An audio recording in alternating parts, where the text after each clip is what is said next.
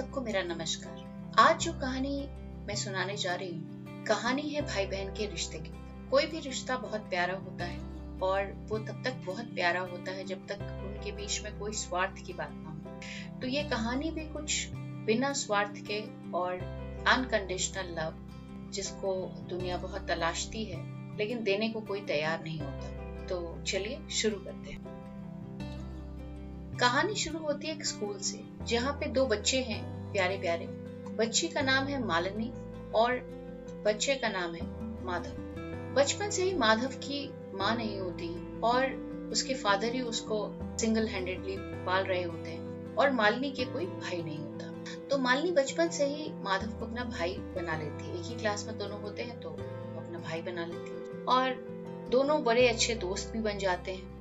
मालिनी घर से जो भी टिफिन लाती है वो माधव के साथ शेयर करती है, क्योंकि माधव को जो उनकी मेड खाना बना के देती है ज्यादा पसंद नहीं आता। तो मालिनी की मम्मी को जब ये पता चलता है कि क्लास में जो भाई है उसको शेयर कर रही है खाना, तो फिर उसकी मम्मी उसको बड़े प्यार से 2 डब्बे खाना बना के देने लगती है कि तुम उसको जाके दे दिया करो। और कभी कभी उसकी पसंद का भी खाना बना देती है, क्योंकि पता चल जाता है कि वो उस बच्चे के मदर नहीं है। माधव भी मन बहुत खुश होता है, छोटा बच्चा है तो बहुत भी अच्छा लगता है कि उसकी पसंद का खाना मिल गया उसको। और वो मालिनी की मम्मी को वैसे ही रिगार्ड करता है जैसे वो अपनी मम्मी को करता है और दोनों फैमिलीज के बीच में बहुत अच्छी एक बॉन्डिंग हो जाती है। समय बीत जाता है, दोनों बड़े होते हैं और जैसी उनकी स्कूलिंग फिनिश होती है तो दोनों के मन में एक ही सपना होता है बचपन से कि वो लॉयर बनेंगे। और दोनों लोग कंपटीशन के साथ मिलकर तैयारी करते हैं, फिर कंपटीशन क्लियर करते हैं, पढ़ते हैं आगे और फाइनली दोनों लोग लॉयर बन जाते हैं। दोनों का काम अच्छा चल रहा होता है, लेकिन वो कहते हैं ना, जिंदगी में सब कुछ अच्छा ही चले तो फिर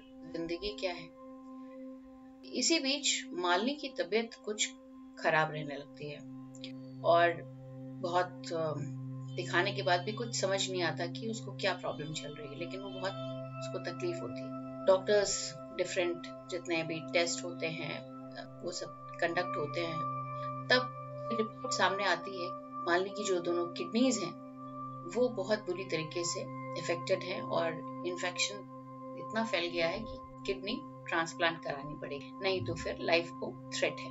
घर में सब बहुत परेशान होते हैं क्योंकि अचानक से आई इस मुसीबत का उनको कुछ समाधान समझ में नहीं आता है और डॉक्टर ट्रांसप्लांट की बात करते हैं तो और भी सब परेशान है कि अब डोनर कहाँ से मिले, क्या होगा। इसी बीच माधव जो है वो मालिनी के फादर को कहता है मैं टेस्ट करवाऊंगा और मैं मालिनी को अपनी किडनी डोनेट कर दूंगा। तो उसके फादर उसको उसके कॉम्प्लिकेशन सब समझाते हैं, लेकिन वो कहता है कि नहीं, सारी जिंदगी उसने सिर्फ और सिर्फ मुझे इतना सेल्फलेसली प्यार किया है, इतना मुझे मेरे तो कहा जाए कि मेरी फैमिली का वो एक हिस्सा है और मैं इस समय जब उसको मेरी जरूरत है तो मैं पीछे नहीं हट सकता और मैं उसके लिए जो भी बन पड़ेगा मैं वो जरूर करूंगा।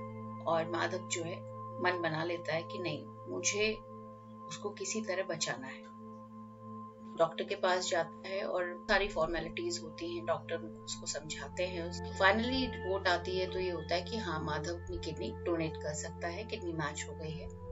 ऑपरेशन का दिन आता है और माधव जो है अपनी किडनी अपनी बहन को देके उसकी लाइफ बचाता है और इस तरह से दोनों भाई बहन ठीक हो जाते हैं। ये कहानी में जो भाई बहन है वो ब्लड रिलेशन की बात की जाती है। ये ब्लड रिलेशन नहीं है, माधव की वो राखी सिस्टर होती है, लेकिन जो उसने किया उसके लिए वो कोई सगा भाई भी शायद करने से कभी कभी पीछे हट जाए, लेकिन उसके अंदर ये ग्रेटिट्यूड था। ये उसने माना कि उसने किस तरह बचपन में उसको सपोर्ट किया, जब उसको इमोशनली बहुत ज्यादा सपोर्ट की जरूरत थी, उसकी फैमिली ने कितना सपोर्ट किया। मुझे महाभारत की ये वाली घटना कि श्री कृष्ण की उंगली कट जाती है और द्रौपदी उनको अपनी दुपट्टे का पल्लू बांधती हैं, उनकी ड्रेसिंग करती हैं और उसके बाद श्री कृष्ण उनको वचन देते हैं कि जब तुम्हें मेरी जरूरत होगी तो मैं इस जो तुमने मेरे साथ मेरी इस समय मेरी मदद की है उसका मैं तुम्हें फल दूंगा। अब देखिए, द्रौपदी ने कोई इस वजह से उनकी हेल्प नहीं की थी कि उसके बदले उनको कुछ चाहिए था। It was all unconditional love. लेकिन कृष्ण ने ये हमें सिखाया उस समय कि जब हमारे साथ कोई अच्छा करता है तो हमें उसके प्रति कृतज्ञता का भाव होना चाहिए। और जब भी उस इंसान को हमारी कोई जरूरत पड़े तो हमें कोशिश करनी चाहिए कि हम उसके सपोर्ट में खड़े हों। और श्री कृष्ण ने उस कुछ सेंटीमीटर के कपड़े के बदले कितने मीटर के साड़ी से द्रौपदी को उस समय सेव किया, जब उनके घर के कोई भी सदस्य उनको सेव करने के लिए तैयार नहीं थे। अच्छा काम कभी भी बिना फल दिए नहीं जाता है। और सबसे ऊपर है कि भगवान आपकी प्रेजेंटेशन नहीं देखते हैं, वो आपकी इंटेंशन देखते हैं। जबकि दुनिया आपकी प्रेजेंटेशन देखती है, आपकी इंटेंशन नहीं देखती। तो हमेशा जब भी हम कुछ अच्छा करें तो हम ये भूल जाएं कि हमारी प्रेजेंटेशन दुनिया देख रही है या नहीं देख रही है, बल्कि हमें प्योर इंटेंशन के साथ, प्योर फीलिंग के साथ अगर हम कुछ भी करेंगे तो वो हमेशा और हमेशा वापस आता है। आशा करती हूँ आपको ये कहानी पसंद आएगी और रक्षाबंधन की ढेर सारी शुभकामनाएं। आप सबको बहुत बहुत धन्यवाद।